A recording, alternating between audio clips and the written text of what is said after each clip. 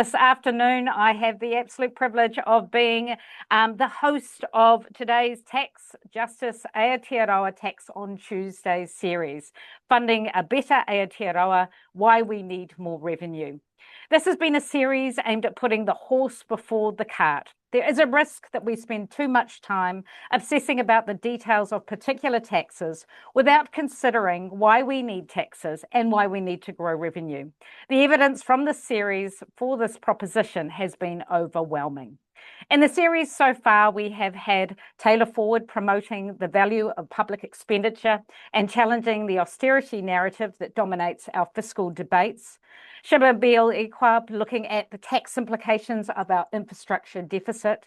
Max Rashbrook, Alicia Sutton and Mark Gosh on the need to address poverty and inequality in housing and income. Former chair of the Climate Change Commission, Rod Carr, on how to expand our tax base and support a more sustainable future. Kerry Nuku, Tim Denbensel and Harriet Wild on what makes for a healthy health system. Jonathan Boston, Suzanne Snevely and Fleur Fitzsimmons on the importance of a well-funded and capable state.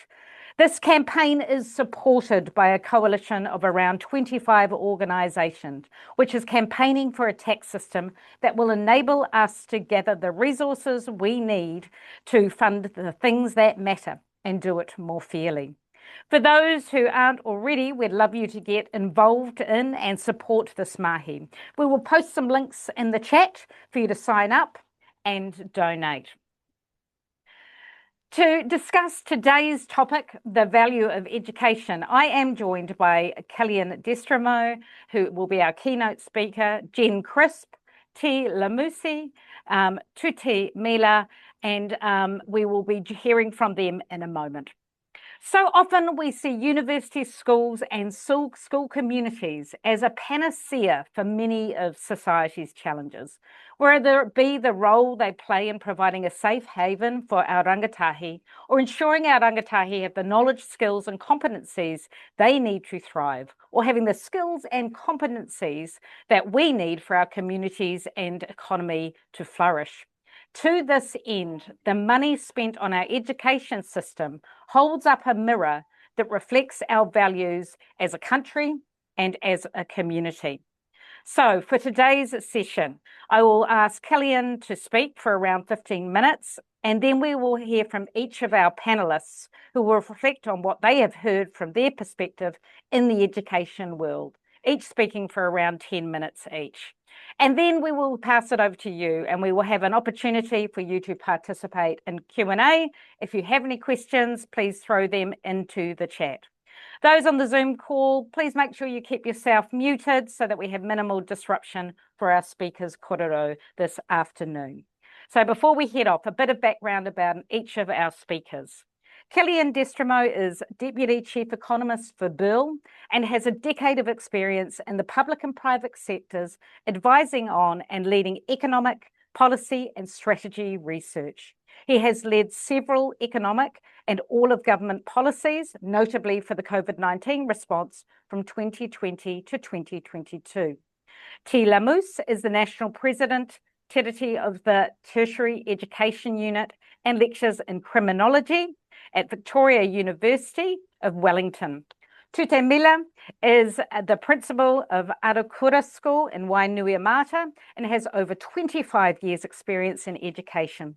She has a particular interest in Māori and Pacifica achievement and inclusive education and is currently a member of the Principals Council, National Pacifica Leaders Caucus and an elected representative on Te Kahu Kiwi, the governance body for NZEI Te Riu Roa. Jen Crisp is a secondary teacher and head of mathematics at Porirua College. They taught in Auckland and Hamilton before moving south to the Wellington region. They are a member of the Post-Primary Teachers Association National Executive Committee and a fierce advocate for education and their students. I would now like to hand the reins over to Killian to kick off today's korero. Kia ora, Claire. Kia ora koutou, good afternoon. And thank you for having me. It's a pleasure to be talking to you today. I will share my slides while I'm just talking briefly. The work that I'm presenting today was sponsored by the TU, the Tertiary Education Union. In many respects, I'm not an economist really with a strong education background, as it were. This is more so for me to provide the background for the discussion, for then the panelists to be able to expand on it for the so what, and take it from there. So it is a talk that I hope won't be too numbers heavy. I will try to make it as clear, as sort of intuitive as possible. This is a short 15-minute chat, but pleasure to be here. Just a little bit of background on what TU asked us to do that we're and what the work that I'm speaking to today. We actually have done this work in the past. We do it somewhat routinely, and this is essentially an update that we've done recently. Obviously, it's an election year, and this work does inform the debate, and that's what we're here. So the scope was just to compare New Zealand's government investment in education with similar countries, and consider education investment, tertiary education between 2012 and 2022. The data that we have here is actually not largely based on New Zealand. Well, it's New Zealand data, but that is then given to the OECD, and the OECD sort of compiles it in a sort of like-for-like database that we then use to compare country with like-for-like numbers. So a lot of the figures that you see today, I think I only have one piece of analysis that's from New Zealand data, but this is OECD education at a glance. Those who are familiar with education statistics will be familiar with that publication that OECD does for education. So we use it to track progress and compare performance of economies over time. And the measure that we principally use for this work is public expenditure per equivalent full-time student, to put it in a sort of a like-for-like metric across countries. Now, in terms of the comparison, so we are conscious that we can't compare any country to us. And so, especially for the tertiary sector, we are conscious of the different models that exist out there in the OECD. I mean, OECD is obviously, high-income countries, but still within those, there are quite radical differences. So, for example, European countries, Austria, Germany, Denmark, Sweden, have a low tuition fee model. And where the most of the cost for education is borne by the state, but we want to focus on countries that have a similar education sector to us, Australia, Canada, United Kingdom, where the models are more comparable and where our numbers make more sense in terms of understanding where we sit in terms of general tertiary, well, education overall, but also tertiary spending. So let's first look at total education. We, using the OECD database, as I mentioned before, New Zealand sits relatively low to those comparable countries. Our direct spending on public education institutions per effective student is just under $10,000 US. That's adjusted for a whole bunch of prices across economies that we have to account for. That's equivalent to about just under 13,000 New Zealand dollars per effective student. By comparison, Australia and Canada spend respectively about $12,000, just under $12,000 for Australia, and $12,000 as well, just over $12,000 for Canada. The OECD average is $12,300. As you see, all these lines are sort of compiled with each other.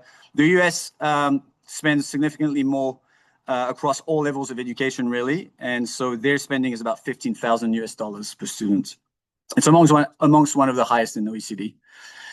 Now, specifically to tertiary education, in 2022, public spending on tertiary education was about just under $11,000 US, which about 14,000 New Zealand dollars.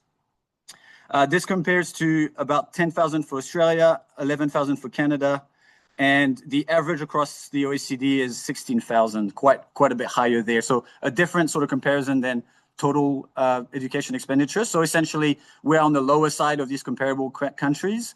Australia is the only one that sits under us. The reduction in Canada that you see since the mid-2010s is a bit of an open question.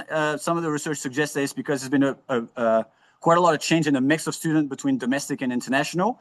And then that flows on to how these numbers are actually calculated, because international students are not funded the same way. than domestic for Canada. So although the spending in New Zealand for tertiary has increased over the period, it's still comparatively low. And only, like I said, only Australia has a lower spending per EFTS. So if I just now move to comparing the level of spending per effective student, this chart essentially shows whether New Zealand is spending more or less than those countries. So if I take the example of the OECD average, New Zealand is spending for tertiary, so that purple bar on tertiary education, 33% less than the OECD average. So this is what is the New Zealand's level relative to that specific country or group of countries. Similarly, same for OECD, then we spend about 25% less on primary to tertiary education on average, or relative to OECD. So I mentioned those two numbers. We also spent 20% less than Canada, 19% less than Australia on total education, so primary to tertiary education. At the tertiary level, we spend 8% higher than Australia, 7% lower than Canada. Again, the US with their high spending, 33% lower than the US, and like I mentioned, 33% in the OECD. So we did a bit of a back of the envelope estimate using that OECD average expenditure. And so assuming a 33% increase in New Zealand tertiary expenditure per student, so that would match the OECD average, we estimate that this would equate to an increase of about $900 million in tertiary funding, excluding student allowances and loans. That would be on top of the $2.7 billion in tertiary funding for 2021. I just want to provide a bit of context for that sort of $900 million estimate. So we are, for this sort of back of the envelope figure, we use the OECD average, which is, as I pointed out earlier in the presentation, is made of a range of different models. It's an intuitive figure to understand. If we just matched what all developed nations spend on average on tertiary education, that would equate to basically about just under $1 billion more in spending. However, there's a range of models here. There's also a range of different living standards. Some countries are quite much richer, such as the US. And yes, especially European and Nordic countries have a much different model than us. So yeah, just a bit of context. It is sort of a back of envelope figure to give a sense where we would be if we would spend what other countries spend on average.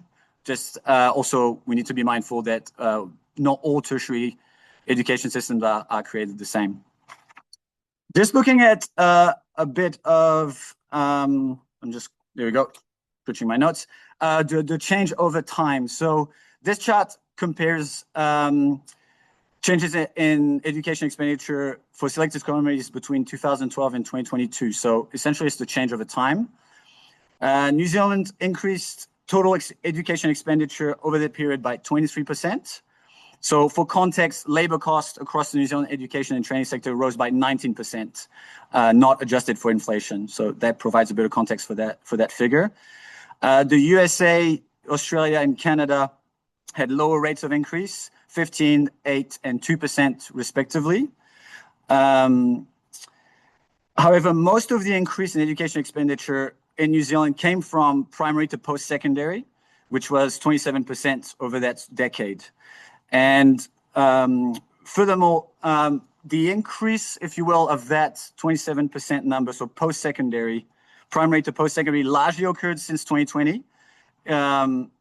And it still remains 20% below the OECD average today, or in 2022, I should say. On the tertiary side, as you see here, this is the purple dots on the New Zealand sort of column there on the chart. It increased by 12%, which is lower than the average increase in the EU, which was 22%, but broadly in line with the increase of OECD across the OECD average. For tertiary, the US increased by 13% and Australia was only 1%. I also should note that expenditure on per student at tertiary level is on average higher than other levels of education, and this was true for New Zealand. So the tertiary education spend per student is 16% higher than non-tertiary levels. I'll just end on a point of where to from here. So this is, like I mentioned, there was only one piece of data that I had from New Zealand government, and that is what does the profile look over time for spending per student. So here using slightly different data, which is tertiary education expense per effective student, equivalent full-time student. And the sort of relevant line is the one excluding allowances and loans, just to keep everything like for like.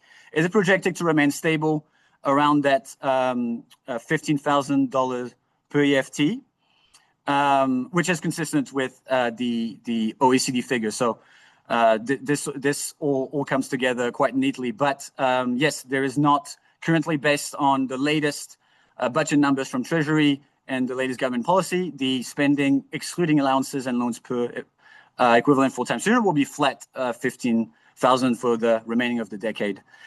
Like I said, I hope I haven't made this too much data heavy, but that is from me to provide a bit of background for then the discussion. Kia ora, and thank you so much, Killian, for that presentation. So an interesting insight, and particularly in an election year, we were about to sort of hear about vote education policies and this idea of, we often hear the narrative that there's not enough money to go around, but when we talk about percentage and our share of the money, there's a strong argument to suggest we are underfunded in the education space, for sure. So handing over first of all to Ti to hear your response from a tertiary perspective. Kia ora. Yeah, it's pretty sobering to see the kind of structural cause of what really is a crisis in tertiary education. So in case you weren't aware, in the last 3 years, we've seen thousands of job losses across universities and polytechs. We've seen campus closures. We're looking at the possibility of polytechs like Taipotini, like Welltech and Whitireia, maybe ceasing to exist. So just having no polytech education in the west coast of the South Island, maybe completely scaling back vocational education in Northland. These polytechs are at the heart of local communities. They are part of what keeps communities going when young people and people wanting to retrain can get a training, can get an education at home. They don't have to travel to another city. And once they shut down, those towns will start to die. And so, yeah, we're very, very, very worried around the state of tertiary education. Universities should be sanctuaries of knowledge. They should be the heart of critic and conscience of our society. They should be where people learn to think and challenge ideas. But currently, universities are under attack. And it does come down to, in large part, money. A massive underfunding of our universities and our polytechs and our tertiary education system as a whole for decades. And what this looks like very concretely for our students is tens of thousands of dollars of debt, leaving with tens of thousands of dollars of debt, which means that their paychecks, even while they're studying, they are getting cuts in their paycheck, paying off a student loan while they're on a part-time shitty job as a student. And then may take decades to repay that. We're also seeing for students, the staff to student ratio is just out the wazoo, right? So what that looks like is, not having tutorials anymore and a range of degree programs. So you could have, 150 students in a class, and that's just kind of the norm. But also when I talked to staff members who work in disability services at multiple universities who talk about, their workload, the number of students who are coming, whaikaha students with disabilities coming, and they're, tripling of a workload over a single year, tripling the number of students with absolutely no funding, no resourcing. And so as a result, with the absolutely dismal staff to student ratio, stuff is falling through the cracks, and we're not able to look after our young people, we're not able to support our students to thrive in the way that we as educators really want to see them thrive. For staff, unfortunately, the story is not much better. The universities in particular have really been this lab for experimenting with casual work, right? So we have been at the forefront of putting people on precarious contracts where maybe a week before you start a job, you get a contract, and maybe for the first month you don't get any pay. And this is just the norm for people working in universities, because it is so cheap, so much cheaper and easier for the universities to string people along for sometimes years, sometimes decades, on short-term, fixed-term contracts, where they can't start their family, they can't, put in an offer to buy a house, they can't kind of start to build a life because they're being strung along by their employers. And this is because it saves the employers money, right? And this is terrible for the future of our tertiary education workforce. We're also seeing massive workloads for these for university and polytech workers. People are stressed out, burnt out, and our teaching conditions are our students' learning conditions. But the truth of this isn't just a problem for the students at universities and polytechs. It isn't just a problem for teachers and for other staff members at universities and polytechs. It's a problem for Aotearoa as a whole, because when we do not have a thriving tertiary education system, we are missing a core part of our democracy, right? Universities and university staff members and polytechs are meant to be the critic and conscience of our society. We're supposed to be able to stand up and say, no, this is not right.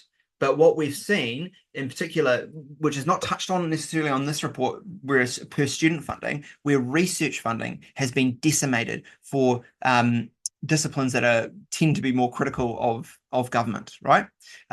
Where the ability to spend time on research is being decimated by increasing workloads. The willingness of lecturing staff, of teaching staff to speak out is lessened because they're so under the pump with all of their work. And then another thing that I'm really, really, really concerned about in the tertiary space is and it's happening, I know, in primary and tertiary and secondary as well, but it's kind of hidden in tertiary, is there is a privatization by stealth happening in our polytech sector, where this government has made the decision to prioritize private tertiary training organizations, which are for profit. They're not public services, they're not the polytechs, and it's decided to basically transfer tens, hundreds of millions of dollars away from our polytechs, away from our regional hubs, and into these for-profit enterprises. And it's a real threat to the future of tertiary education as a whole, because what the kind of the dominant ideology of this government and of successive governments has been that more debt is okay for students, that university staff members should shut up and just take what we're given in terms of reduced funding, and that private enterprises are the one who can train our young people and our people wanting to retrain. So there is a heck of a lot to be concerned about, and it comes down to that pipeline of underfunding. But it really doesn't have to be like this. Like, we can look at at countries like the Nordic countries, which properly fund tertiary education, right? And we can see a tertiary education system where students are thriving, where tertiary education is supporting local communities, where small towns have their equivalent of a polytech or an ITP in their towns that are able to train their future nail technicians and their future automotive engineers and their future builders and electricians, because it's important to keep training and education at home so we can keep our young people at home as well. And what we also really, really want in a properly funded system would be a place not only where students thrive, not only where communities thrive, but also where people working in the system feel respected and will have reasonable workloads and can come into work every day and do their job, which is to teach our young people, to challenge them, to give them the skills that they need in order to thrive out in the world. So yeah, that's kind of my thoughts on everything that Killian's suggested, is that we are looking at the rough end of what has been decades of underfunding, and I don't think we should just be aiming for the OECD average. We need to be thinking about what would it be like to have a tertiary education system that is truly thriving, one where students are thriving, one where staff and where our communities are thriving. Yeah, and Thank you, T. And I can't help coming back to that idea of our economic choices being a mirror to what we value in society. And we have clearly made decisions around, we know there's a finite amount of money, obviously dependent on what you choose to borrow outside of that. But, we've made choices around defence versus education. We've made choices in different spaces. And I can't help thinking, particularly when I think about the tertiary space and university, that, it is the sort of the foundation and the soil that we need to fertilize that actually is the basis for our wider economy, because it is the pipeline. It is the place where we upskill workers. And if we want higher net worth, employees going out into our community, that happens by having really strong networks of tertiary providers. And, and I know there's a whole lot of stuff going on in that space with the vocational pathways and what's being offered in the secondary space as well, and where that money is coming from. And the money that's wasted when we absolutely decommission systems and then reboot them, as you say, in more commercial models. So, a huge indictment on a number of governments in terms of what we really value, because we can talk about what we value, but the proof is in the pudding of actually the economic choices we make and what we choose to invest in and what we choose to cut back on. So next up, we're going to hear from Tuti, who's going to talk to us from the perspective, obviously from the primary space. What was your response listening to that information, Tuti?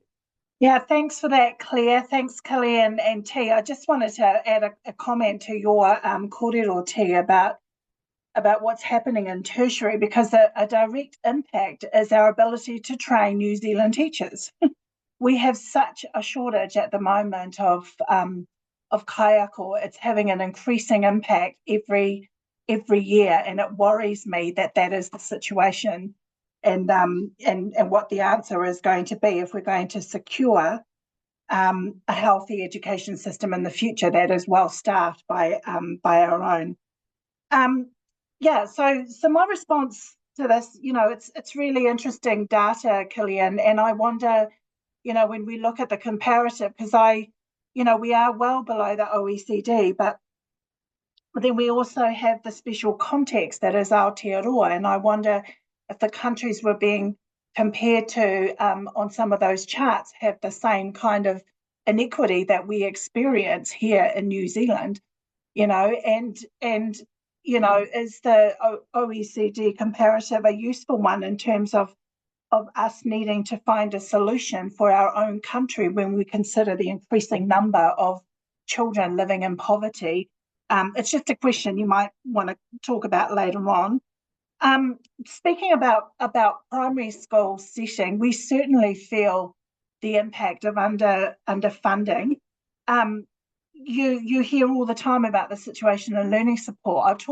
I talk about my school. My school has 140 children. We have 78% of our children needing additional learning needs.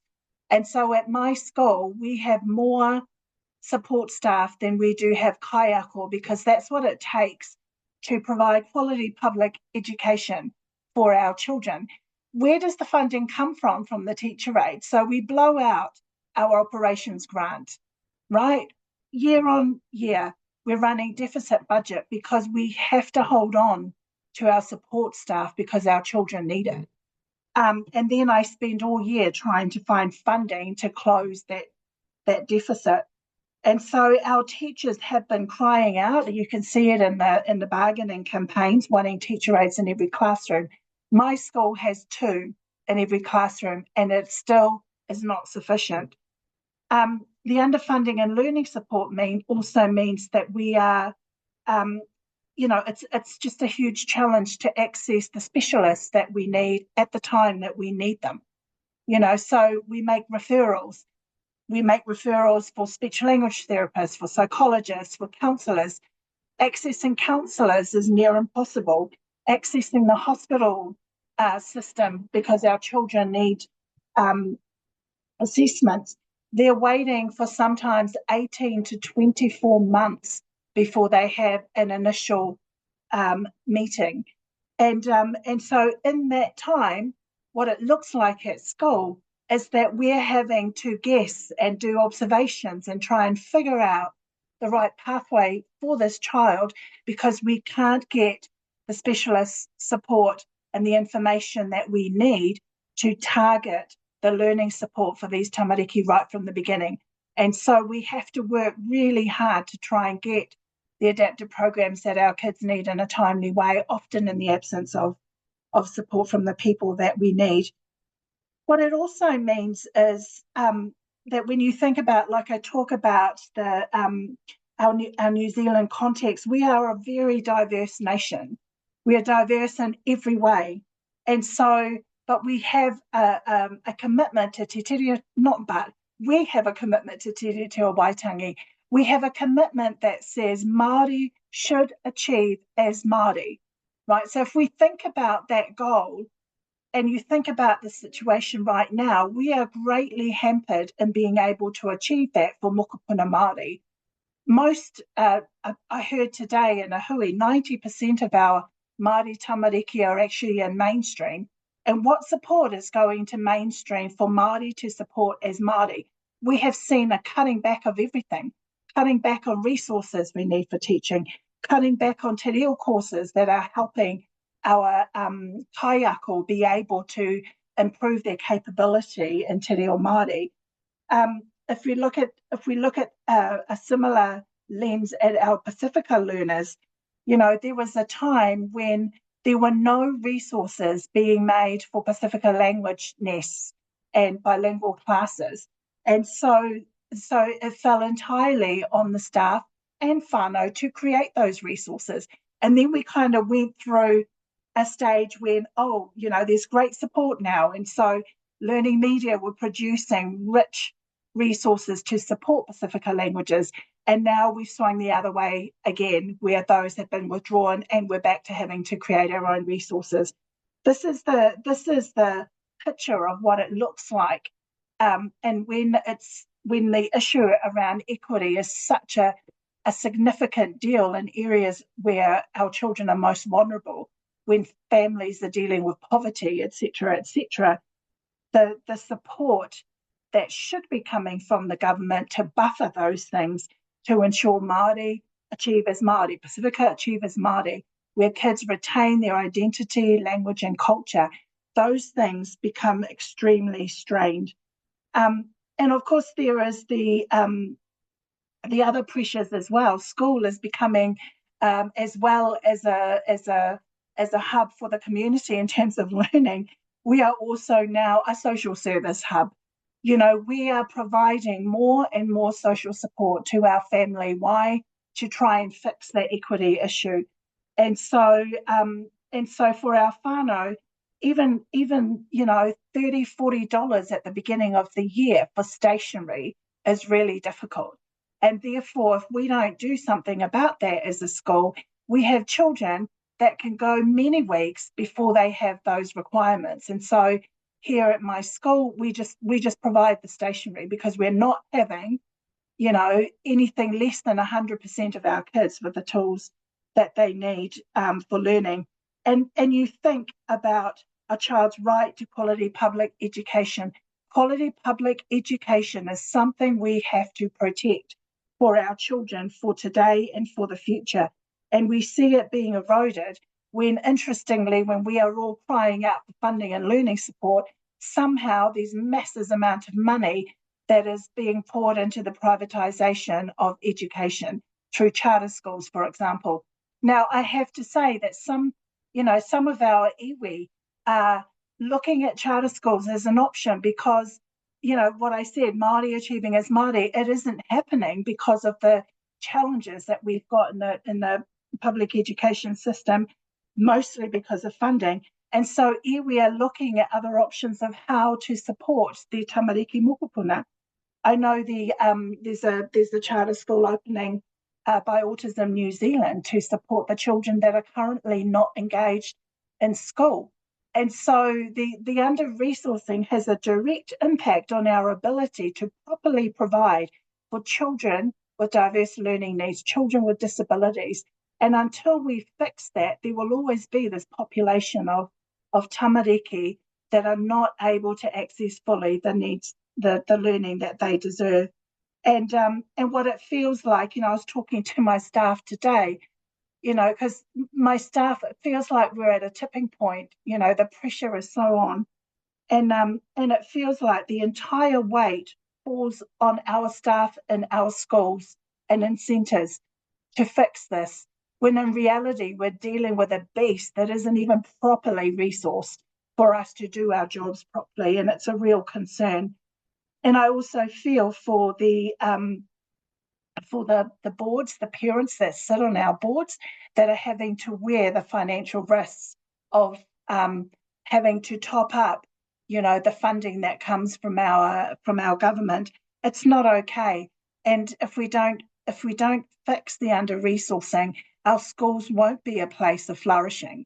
That's what it should be, but it won't be as long as we're having to keep on working and operating under the kind of pressures that we've felt, especially in the last couple of years. So I can go on and on about that, but I just want to stress those things about, our commitment to Te Reo Waitangi, Māori achieving as Māori, our kids with disabilities that are often marginalised in the system. We have to get the funding right in learning support. We have to get the funding right to fix inequity in our society. Otherwise, those things won't be achieved. Kia ora. Kia ora, and thank you. And I'd just like to remind anyone, if you've got questions that are popping up, please make sure you place them in the chat, because we will have a little bit of time at the end for any quick questions and answers. But you hit on some really important things there. And I think one of the things that we struggle with in the education space, I've heard this a few times now, is that by other countries in the OECD, we're referred to as a bit of a pendulum country, in the sense that with every consecutive government, our initiatives and our reforms swing back and forth. So there's a huge amount of waste as we swing back and forth between reforms and priorities. And I think as well, I know personally, and I don't want to speak for Jen, but I know that there's a bit of a sense that there's a whole lot of reforms that we never asked for as well. So it's sort of, because we're no longer working in partnership, we feel very powerless in terms of the decisions that have been made about how we're spending money, because we know we've got a government that likes working at pace and wants to, roll out a whole lot of silver bullet solutions that are costing an absolute fortune and aren't even necessarily the interventions and supports we want and need. So thank you so much for your comments. And passing over to you now, Jen, for your perspectives from a secondary position. Right, kia ora koutou. So I am Jen Crisp. I'm half of maths here at Porirua College, and I do firstly want to agree with you, Claire, because it's not just about how much funding we're getting, but it's where it's going. And I think there's been a lot recently about this government wanting to maybe fund education, but they're not listening to the people on the ground about where that funding needs to go and where it would be best spent. So the biggest part about this is the privatisation of education, which I know Ti and Tute have both touched on. And I'm particularly talking about charter schools here.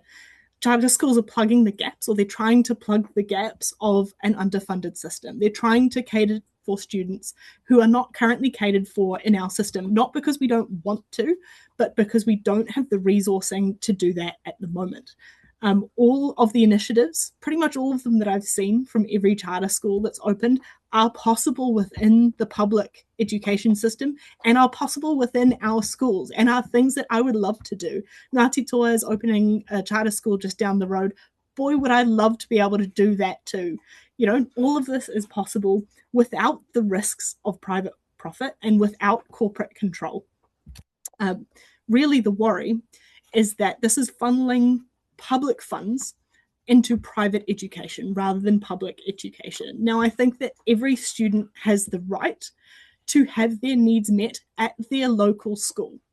I don't think that any student should have to pay or travel or do anything to have their educational needs met other than just go to their local school. I think that's super important. Charter schools are also devoid of safeguards, which we know when we're talking about tamariki, it's so important that we protect them and we keep them at the centre. And if we don't have safeguards on the schools that they're going to, we can't say that they're protecting them properly. Now the government has budgeted 153 million for 15 new charter schools and 35 conversions over their term. Now we don't actually have the exact numbers on how much has been spent and on how many students, but we have some estimates. The estimate is that 17 million has been spent so far on only 287 students. Now that is about $60,000 per student, whereas you saw earlier how much public schools are getting. We're only getting maybe about 11,000 per student per year. So imagine what we could do if we had 6 times the funding that we currently do, just like the charter schools. And I want you to hold on to that because I'm coming back to that later. The other important thing is that because charter schools are often so new and started by people who aren't educationalists, that money has not really been spent in the ways that it should. They just don't know what to do, which is totally fair enough. If you're not a teacher, you probably wouldn't know where to put that funding because it's actually quite complicated. And that's why Treasury actually cautioned against further investment in charter schools because they're not getting bang for buck. However, we would. So Tuti mentioned earlier, schools get our operational funding. So operational funding is basically for the day-to-day running of our schools. And it's different for each school depending on our roles and depending on our equity index and how much the government determines we need. Now, the key thing that comes out of this funding that Tuti talked about and is very true at my school as well is wages. So teacher aides, we have extra counsellors at our school. We have extra staff that to cater for the pastoral needs of our students. That takes up the vast majority of our funding. And what we're trying to do with that is we're trying to level the playing field. We're trying to cater to the needs of our students as they come in the door, whether those be learning needs, whether they be students with disabilities, whether they be coming from poverty and not being able to afford a pencil, whether they have trauma in their background, and actually being able to sit in a classroom or manage their emotions is something that is holding them back. So most of our funding is going towards that and actually just leveling the playing field. That's all we're trying to do, so that when students walk into your classroom as a teacher, you can treat them all as equally as possible. You don't have to worry about those needs. Hang on. Unfortunately, it is just not enough. We're doing about as much as we can. We're also overspending, I'm pretty sure, and trying to plug the gaps as much as possible. And ultimately, that is why we're losing teachers. We know there is a mass exodus of secondary teachers. I know at least 3 or 4 people personally who have left for Australia just in the last year. And that's because teaching in these other OECD countries is easier. And it's easier because you have smaller class sizes, you have more supports, and you have more equitable outcomes for your students. And I can personally vouch for that, having worked in Sweden, which funds their education system, and I know their secondary education system much more than ours. And let me tell you, it was vastly different because really every student walked into my class on that equal footing. They had their needs met before they walked into my classroom. And I had the support, I had the professional learning, I had the teacher aides, I had the smaller class sizes, I had everything that I needed and that they needed, so that I felt I could actually just teach them.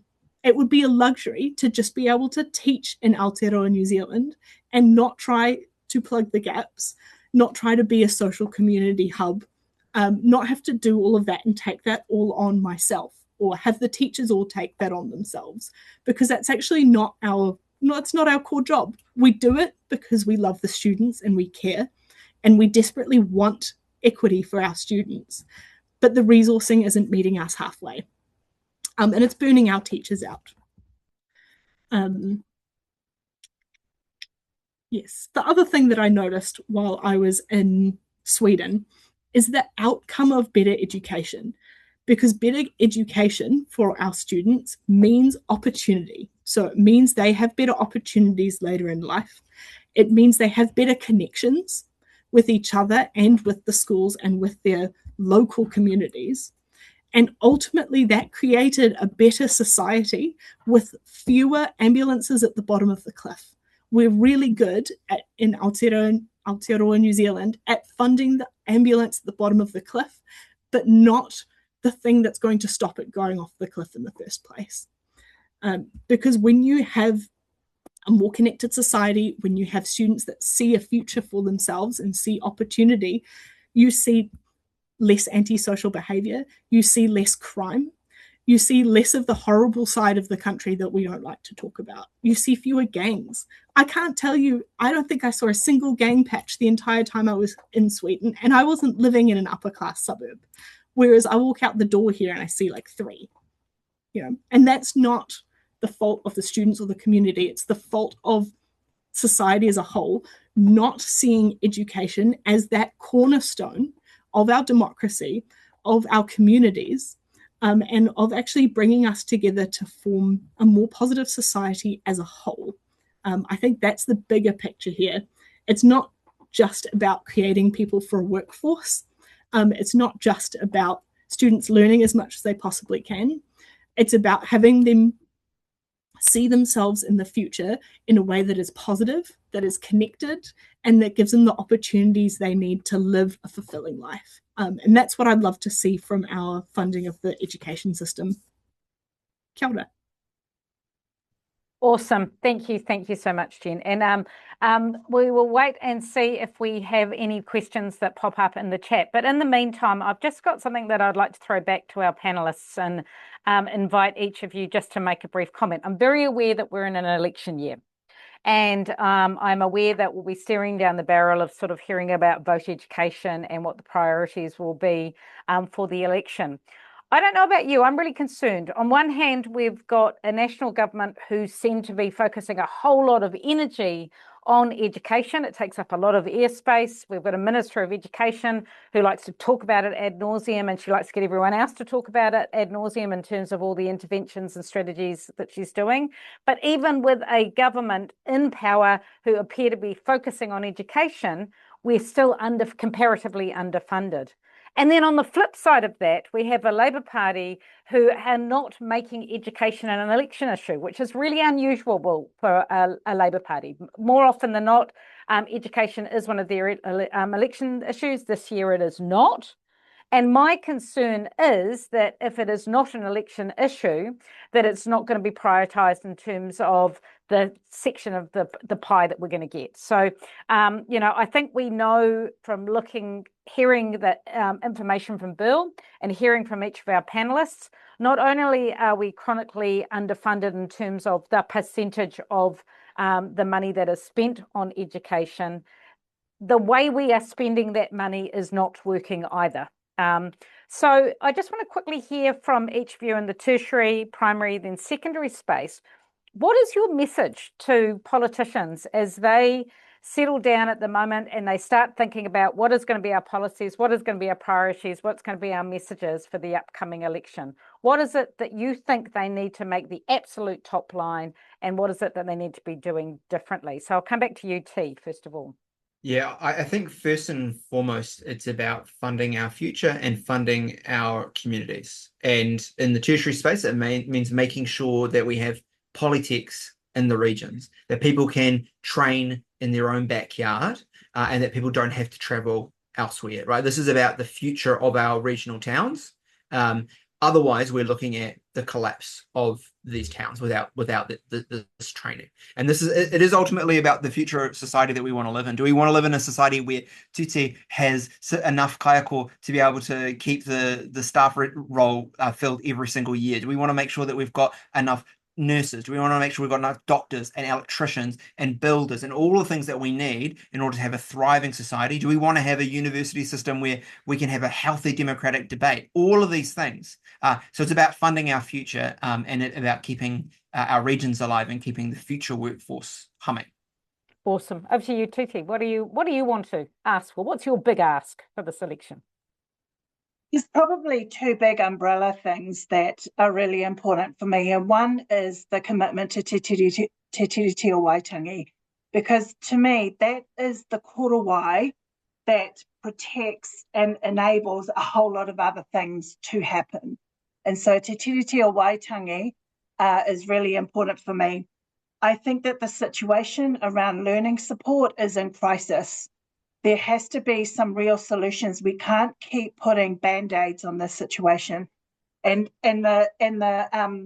you know, from early childhood right through to, you know, to tertiary, there needs to be more work to support children to flourish. And we have had, you know, this particular government, the funding around learning support has really been dismal. But actually, it's been an ongoing issue for successive governments, and nobody has been courageous enough to properly address the issue. And one of the ways that they could do it is to actually talk to us who know our kids and our needs really, really well. And if they worked with us on a solution that is more than just a band-aid, I think we will make some gains. I'll just very quickly comment about early childhood, because that came up on the chat. You know, the things that we have said around privatisation has really caused won't say the words I want to say, but it's really made a mess of our early childhood services. And so we've got, you know, so many private providers for whom the priority is either protecting their revenue or marginalising or increasing their profit margins. And that does not do any good for our children. And so they experience the same issues around funding, but even worse than that is the conditions that teachers and support staff are working in those centres. And as Ti said earlier, you know, the work environment of our people is the learning environment for our tamariki. The issue around privatisation, as Jen said, really needs a solution as well. We need the funding that is being poured to support businesses to come back to quality public education and be invested in our kids from our babies in ECE all the way through to tertiary. Kia ora, Tuti. And Jen, over to you. What's your big ask for the upcoming election? I've got two things, and I think it's going to be actually quite similar to what Ti and Tuti said. The first thing is I'd really love a government that's finally ready to tackle the equity problem. No, everyone has just sort of beaten around the bush so far and done little tweaks around the edges, but we actually need to get to the heart of why are our students not getting equitable outcomes? Why are Māori and Pacifica not getting equitable outcomes? Why are students with disabilities not getting equitable outcomes? Why is students living in poverty not getting equitable outcomes? I think I would really love just anyone to come out with a proper solution or set of solutions that tackles that, because I think that's one of the biggest issues we're facing at the moment. The other one that I'd really love to see is having sector collaboration. So collaboration between us and between the government, because we've seen a lot of being done to, but we haven't seen a lot of being done with. And often it's the ideas that come out of schools, it's the grassroots initiatives, it's the people on the ground coming up with, you know, fantastic solutions that work, and actually for quite not that much money. That's what we need. We don't need someone who works in the beehive and has never set foot in a school since they left year 13 coming up with solutions for us. We need people who are on the ground coming up with solutions. And so I'd really love to see governments actually admitting that they don't know and say, look, we want to tackle this thing in collaboration with the sector.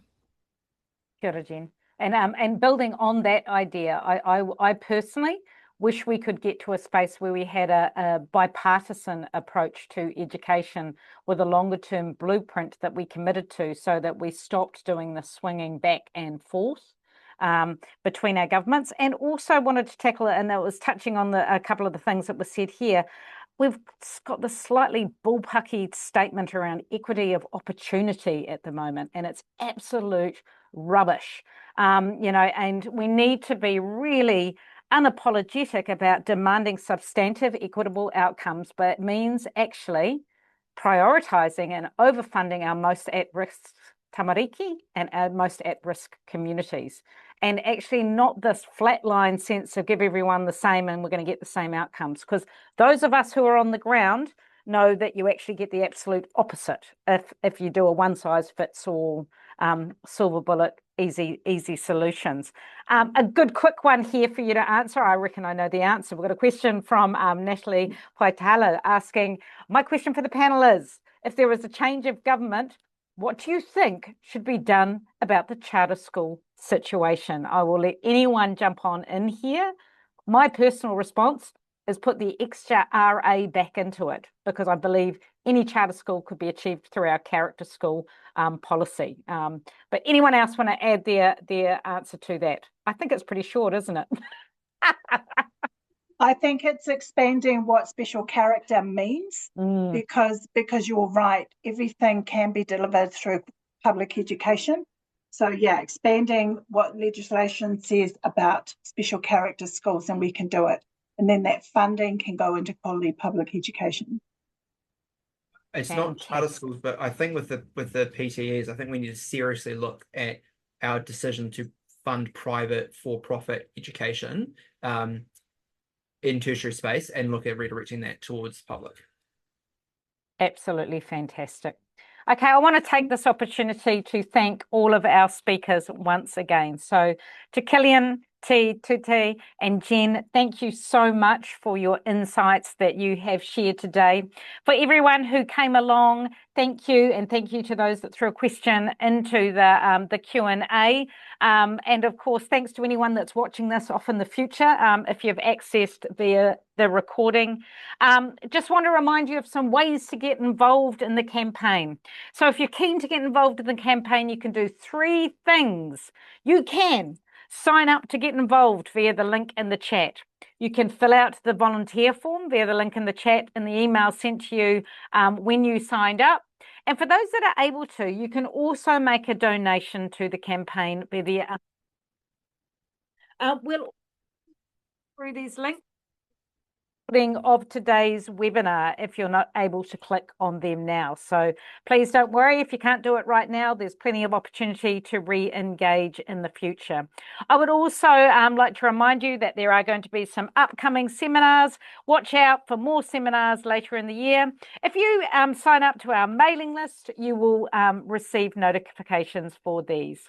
So once again, thank you all to all of our speakers for joining us here on this fine Tuesday afternoon. I would love to wish you all an absolute fantastic evening and week ahead. Thank you so much. Ka kite.